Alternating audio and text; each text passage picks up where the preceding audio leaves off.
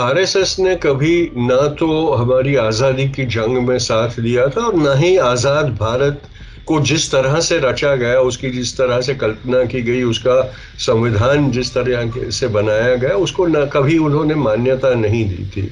उन्होंने कभी उसको उसमें डाले हुए समता और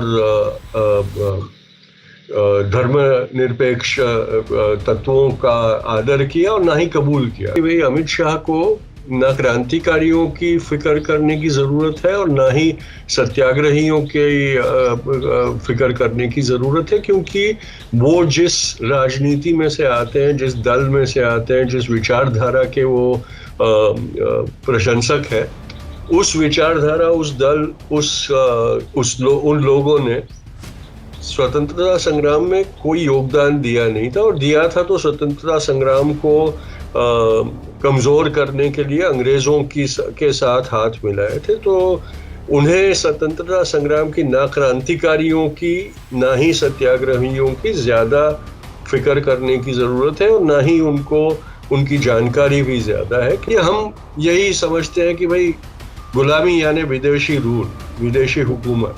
जरूरी नहीं है कि गुलामी विदेशी हुकूमत ही हो।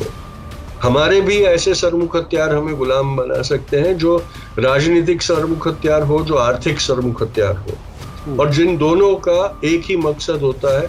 एक का होता है concentration of power in singular hands, दूसरे का होता है कि all the Nations revenue and all the Nations resources for their own profitability.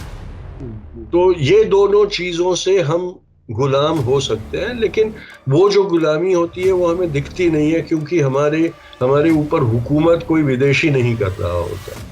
और पर वो जो दो तरीके की हुकूमत है जो हमारी सोवरेनिटी को, सार्वभौमिकता को खत्म कर सकती है, वो विदेशों की गुलामी, विदेशियों की गुलामी से ज्यादा खतरनाक होती है।